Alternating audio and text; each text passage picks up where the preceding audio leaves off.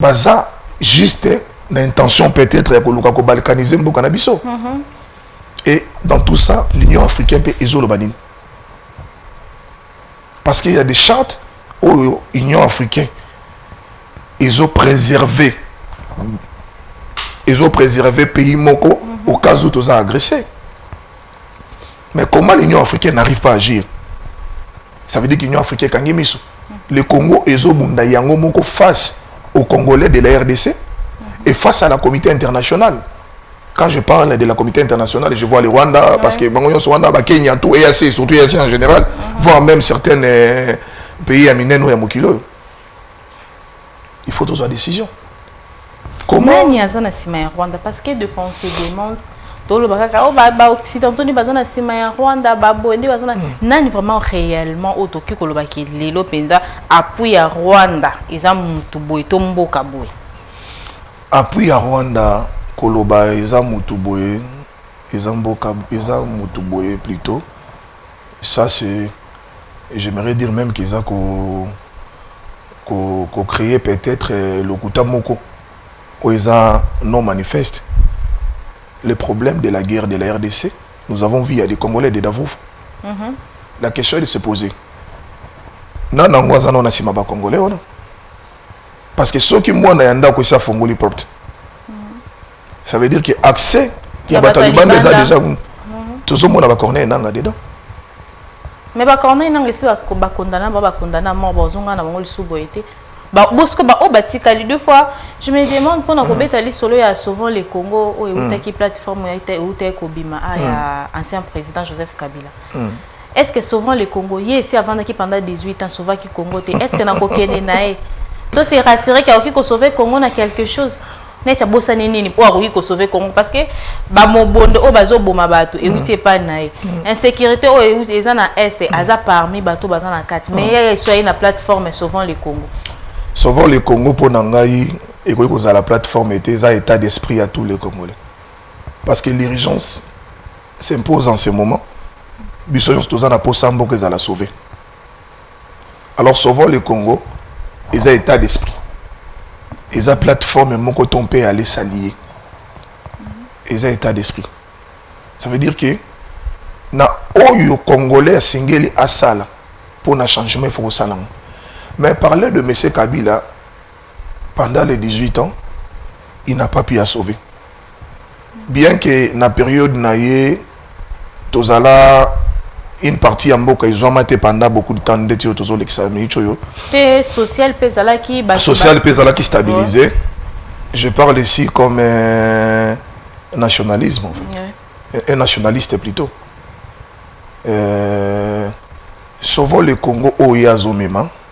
Nayebi te batena na babutisa nae mais je pense que souvent le Congo pour Nangai ils ont état d'esprit ya bana mboka nyonso acclamer Joseph Kabila je ne peux pas aussi le faire parce que bien que la gestion na pays y a beaucoup des habits mais il y a aussi beaucoup y a avantage de belo et sungi mboka pe idéologie à souvent le Congo ba memi je pense que il fallait qu'il basa lango na voie légale. Il y a un chef de l'État va signer parce que pour l'instant, dans la période où il y a guerre aux Zanango, ils ont sengato sangana. Parce qu'il y a une guerre, tout le monde a opposition, ni majorité. Parce qu'ils ont l'opposition, l'opposition, ils ont pour le Congo. Ils ont le pouvoir en place, ils ont bunda pour le Congo. Bon, hier, au chef de l'État, il y a parmi bateaux. Mais quand il y a même idée à sauver le Congo. Alors pour tout sunga Congo, il faut tout sangana mutu oyanza en place. Ozomono. OK. Ceux qui Kabila za congolais et qui ba OP baza na ngambo ya sauver le Congo baza ba congolais, moi je pense que il faut tout conjuguer unité nationale en place. Parce que mboka na biso déjà na passe, mboka na biso déjà agressé. Alors, ceux qui veulent sauver le Congo voient les gars les attaques que to benda na mupandi, to animer mouvement moko boy pour non, voilà les gars, Monsieur Félix, vous êtes au pouvoir, moi je suis le président honoraire.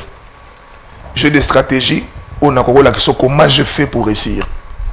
En étant ancien militaire, dans une stratégie Sengeli qui va nous permettre de réussir ensemble.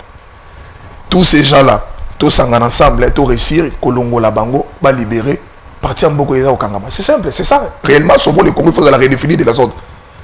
Mais ceux qui sauvent le Congo veulent se faire sans le pouvoir, c'est compliqué. Donc, on est dans ce sauvons le Congo. Là, ça veut dire que attaquons le Congo par la voie de la rébellion, tous en place. Merci beaucoup. On signale déjà à la régie chez Kairos. Et la criminalité, juste en quelques mots, comme qui. Et du coup, quand on a un projet d'avenir aux Anango et puis aux Anango, sorti moi, ils ont ça dans janvier. Crédit. Ah, dans janvier. Mercredi, non, janvier. Ok, tu as tapé les sauts. Donc, criminalité, na monga fula. Bata monga fula, bazo comme presque chaque jour. Ba outé kutu ko ça la marche, ah, bazo boma biso. Tant que moi na yamboka et puis jeune oki kolobani ce qui criminalité est en amboka parce qu'il y a l'absence totale de l'autorité sécuritaire. On va s'adresser à ministre intérieur directement, que ce soit ministre de l'intérieur national tout comme ministre de l'intérieur provincial. Problème sécuritaire, il y a toujours des stratégies mises en place pour nous éviter. Na pe ce exemple tout à l'heure que Koulou na mogozo bundama na souci atizaka na des policiers et puis batana ba munitions belete arme na bango ça la réage. Lelo oyo na Kinshasa to na Congo mobimba. Soki toza na problème sécuritaire makasi parce que la police qui a pour l'objectif de sécuriser la population avec leurs biens bango mo bazan en place effectif ezo ezana mukie effectif ezo kokate et non seulement qu'effectif ezo kokate ils ne sont pas dotés de la manière qu'il faut. Non seulement qu'ils ne sont pas aussi dotés de la manière qu'il faut, il y a un problème total de formation. On recrute n'importe qui. Au final, il passe à Nangoni. À cause de la Moussala, mais sauf que cette fois-ci, vous légalisez Koulou Nanaï, vous l'avez karateni, vous simbi Munduki. Alors, pendant qu'on réduit le problème sécuritaire, je pense que le ministère intérieur, il faut déployer la police presque partout. Non seulement qu'on déploie la police presque partout, mais il faut que la police soit bien formée. Il y a une mission de sécuriser la population, bien la population, et non détruire, voler la population avec ses biens. Merci beaucoup. Votre mot de la fin pour aujourd'hui. Kolobela ba projet aux anango d'avenir aux en janvier puis aux mercredi awa. Kopé sabiso ba détail nango.